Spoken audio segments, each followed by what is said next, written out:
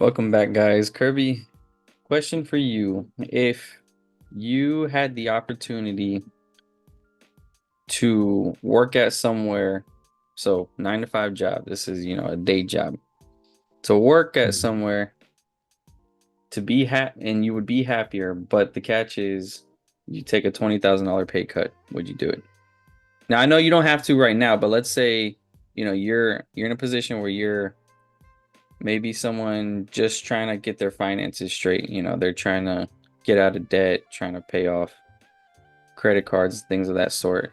Would you take a job that just makes you happier, but you take a pay cut?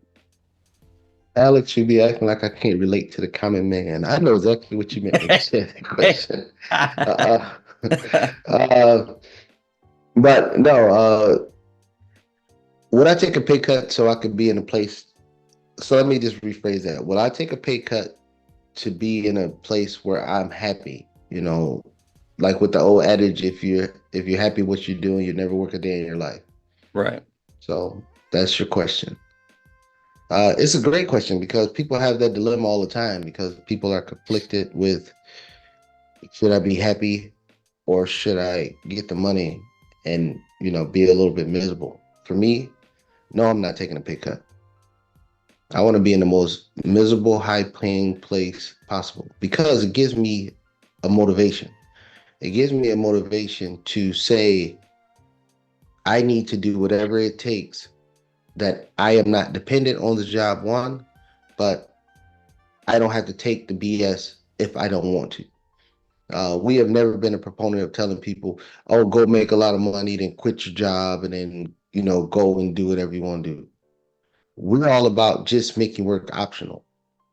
Make work optional, meaning that hey, I've set up a nest egg, I've set up cash flows, I'm bringing in enough revenue outside of my job that if one day I wake up and I don't want to do this no more, me or my family will not be impacted whatsoever by the decision that I make. And that's it. Just having that ability to know that you'll be okay and then that you don't have to be a quote unquote slave to the job. You don't have to take the BS just because they give you the BS. You don't have to be with the, BS manager or somebody talking down to you or degrading you or disrespecting you if you don't want to. And you can say whatever you want to say. People think the quote unquote FU money is once you hit billionaire status. No, FU money is when you make two or three times more in income outside of your job that will sustain you and your family, and you don't need that income to survive. That's the FU money. So it don't matter if that's a million. It don't matter if it's 2 million. It don't matter if it's $150,000. The number is a number that's capable of sustaining you without needing to go punch a clock to listen to the BS that goes on at work if you don't want to. That's what FU money is. Yeah, I agree with everything you said, 100%. I mean, because this was my thought process too, is if I decide to take a pay cut to work at somewhere that maybe makes me happier, it's how you described it um perfectly. I mean, it reduces that motivation to accomplish that goal of not being dependent on a job because now you're just too comfortable at a job that makes you happy, but is that your life goal to be stuck at a job forever? So for me, it's the same thinking is, I'd rather make more money in an environment where I'm maybe not happy, but maybe not so much for, I know the motivation is there, to get out of that situation for myself, but also in the sense of, that dollar amount pushes me closer to that goal. If I'm taking a pay cut, now it's going to take me longer to get out of, being dependent on a job. So the goal for me at least is, not being dependent on a job. And if I took a pay cut, then, that goal would be accomplished much slower because now I'm making less money and I need the money as a tool in order to get to my goal of being independent from a job or financially free. So I agree with you on that. I mean, the other thing too, I think that, you know, there is no guarantee in happiness at any job. It may make you happy temporarily, maybe the situation and the placement of the job satisfies you for the time being, but 2, 3, 4, 5 years from then, or 10 years from then, there could be new management put in place. There could be a new structure. There could be job relocation. There could be things that you are not in control of that now make you unhappy again because it comes down to the baseline of it's a job. You don't have control over a job. You're just an employee. So whoever runs that company, runs that business, they decide what you're gonna do, and they decide the impacts of your happiness or not. So in my opinion, a job is not really to make you happy. It's to give you a paycheck, and it's up to you to decide what you want that paycheck for. And in my case, it's to become independent from that job. So that's how I view it. Right. Right. And I understand I'm not, it's not a hypothetical for me. I'm preaching my own book. Um, Remember, I was active duty military. I got out of the military.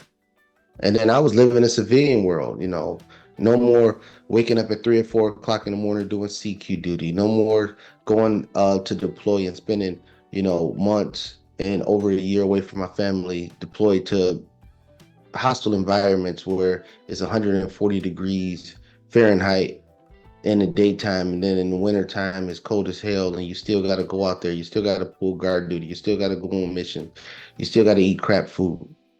I left that world, and then I went to the civilian world. And then in the civilian world, uh, I couldn't find a job. But then when I found a job, it was paying me a little money, but I was heavily in debt. I went back and volunteered to deploy again for a third time in the military just to get out of debt. It wasn't, oh, rah, rah, rah, you know, I, love my country, so I just want to go fight. No, I do love my country, but I could find other ways to help my country than just go fighting in wars. That at that point, for the third deployment, it really wasn't, moving the needle much. But I deployed because I wanted to get out of debt. I deployed because I wanted to get out of debt. And then when I was there, I started investing. I used every single dollar in the suck of it, in the heat, in the getting shot at, in bombs exploding, all that just to get out of debt and get financial freedom. And then I came back to the civilian world where I'm free to do whatever, you know. And then I was working at a automotive plant, decent pay, good pay for where I was living at in Texas. And then I still wanted more. I still wanted more of that freedom. When I was working at the automotive plant, we was working rotating shifts, 12-hour days, but for 2 weeks you worked the day shift, and then 2 weeks you worked the night shift, but it's 12-hour days. And I was like, will this be the rest of my life? And understand, I came from Detroit, that's the automotive mecca of the world. Working at a plant, that's like you just got drafted in the NBA. That's what it's like in Detroit. You work at a plant, but I'm working at a plant, and I was like, this can't be the rest of my life.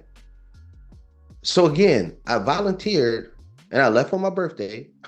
I volunteered to go do something else that sucked for years, just so I can have more pay, so I can increase that gap of uh, not needing or not to do when I get to my older age what I didn't want to do. And then yet here we are. So it's not a make-believe world for me. This is exactly what I did. So I embraced the suck so I didn't have to take anybody else's BS if I didn't want to. I can go tell somebody to kiss my ass if I wanted to. But just having that ability to do it is what I needed. I'm not sitting out here saying, oh yeah, I went out here and I got a whole bunch of money. I blew the bag, I bought mansions, and then now I'm good. I quit my job. People don't need no jobs. You don't hear me saying that. You don't hear us saying that. Because the freedom is knowing you have the ability to do it. And then one day you're gonna decide to say, okay, I'm done with this. And you can go and live your life, and you won't have to worry about, oh, how I'm gonna afford a car payment, how I'm gonna afford a house payment, how I'm gonna afford to live, how I'm gonna afford to feed my family, how I'm gonna afford to pay property taxes and all the other bills, and with this inflation going on. I don't have those worries no more. But why? Because I embraced the suck. I went to go do the things that made me unhappy and made the most money to make sure I increased that gap, that I wouldn't have to sit here and suck ass to BS managers for the rest of my life. So I'm preaching my own book. It's never make believe for me.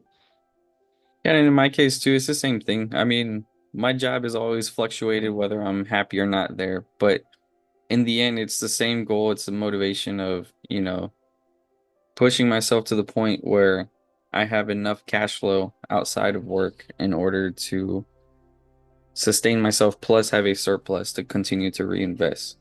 So, it's the same thing, it's not like you're always going to be happy at work, but I think doing what you love will never get you to reach your financial goals. You have to love what you do, I think. And I heard Kevin O'Leary put it that way. Once you have your own investments and you're maintaining your own businesses or whatever, it's the passion for what you do from there on because it's the freedom that you're in pursuit of. So that's how I Right. view it. But with all that being said, guys, if you like this video, hit the like button. Let us know what you think down below if you prefer to be happy or make more money. Don't forget to subscribe and share, and we'll see you guys in the next one.